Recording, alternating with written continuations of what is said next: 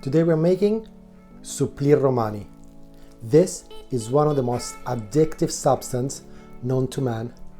And look how stringy it is. Come on, let's get cooking. For this recipe, what we're gonna do is making a simple meat sugo. We're gonna use minced meat, canned tomatoes, which I've blended down so that they're nice and smooth. And we're gonna use onion as the only aromatic. And then of course we're gonna make some riso. And we're gonna use arborio rice. So what you need is arborio or carnaroli.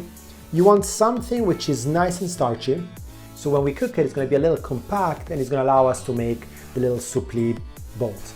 To finish it off, we're gonna have some Pecorino Romano because you can't have a Roman dish without the pecorino. And we're gonna have some mozzarella. This one is mozzarella for pizza. What's the difference is that it has a lot less liquid. So when we cook it, it's not gonna release the water and it's not gonna make everything collapse. And it's the same mozzarella you would use for pizza for the same reason. When you make the pizza, you put it in the oven. You don't want it to start getting all the liquid and just water down the dough. And lastly, we're gonna have some breadcrumbs. We want thin breadcrumbs and extra virgin olive oil because it's not an Italian meal without it. Oh, almost forgot. And we need stock. And I've made my own vegetable stock, which is over here. And this is a very standard vegetable stock. So you've got your celery, you got your carrots, you got your onions, plus a little surprise, which I'm gonna try to fish out for you, which is over here. And this is the rind of some pecorino. And you can also use the rind of Parmiggiano if you want. But what's important when you use the rind, especially of the Parmigiano, is that you want to grate out the back because there's a little bit of wax and that needs to come off. So with the broth ready, we're gonna start with the sugo. The onion we want it finely chopped. Onion into the wok, extra virgin olive oil, and we'll let this soften. Just a splash of white wine.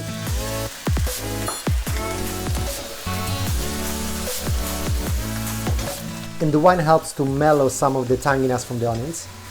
And when the wine is evaporated, we add the mince. We want to brown the mince and give it that extra flavor. And once we have a little bit of browning on the meat, we're going to add tomato sauce. A little bit of extra water. With 20 minutes on the clock, we got it to the right consistency. I'm just going to add a little bit of salt.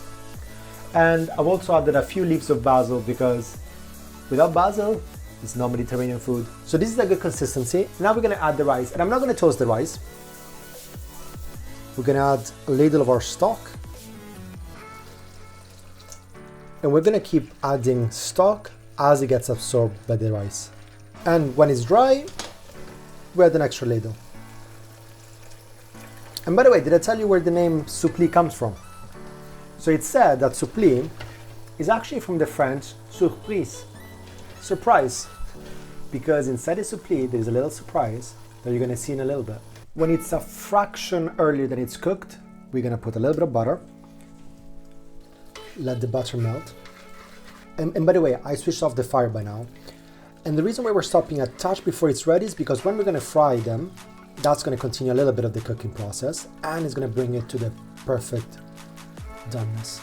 And now we take our Pecorino Romano and we grate this over it. We mix it all together and it's smelling amazing. We give it a little taste to make sure it's okay with salt and everything else.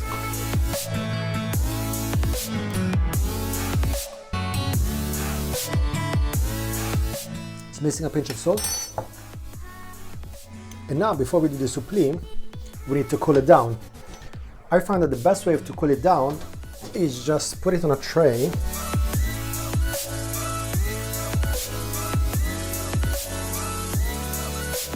And this will speed up the process a little bit. Just flatten it out so it gets colder a little bit quicker. And now it's time to make the suppli. So use some wet water. Use some water to wet your hands.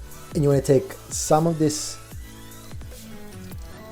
sugo and rice.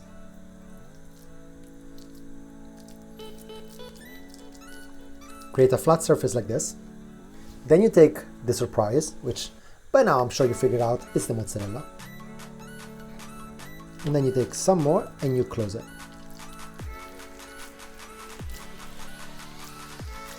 We apply some pressure and we make it into a kind of egg-shaped thing. Into the flour. Light coating of flour.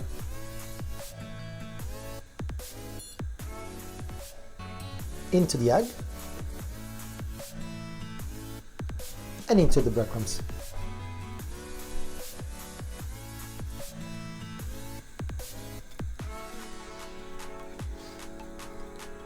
So after a labor of love, we've made our suppli, and we're gonna fry them into very hot oil. We need to get 180 degrees Celsius for this fry. So it's a quick, fast fry. You're gonna get them golden brown. It's gonna be amazing. So best way is just to use a ladle. Well, one of these frying things. 2 at a time, and we make sure that nothing is crowded and that it doesn't touch the sides, so it cooks evenly.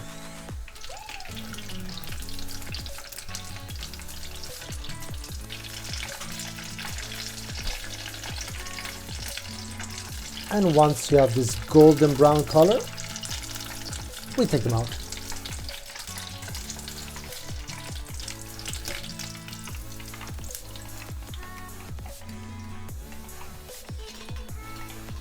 And if you've come this far, I guess you're enjoying the video. So I would really appreciate if you put a thumbs up and just a small comment, you know, anything, because all these actions will make the YouTube algorithm think that I'm not a bad cook and people are enjoying what I'm doing.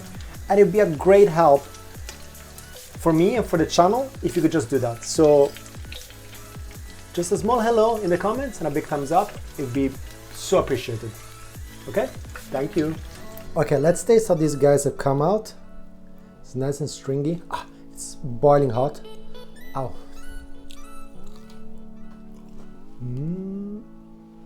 Oh, so good. This is the Roman fast food, none of that garbage McDonald's. This is the real thing. Oh, making a mess. Hope you enjoyed it and buon appetito.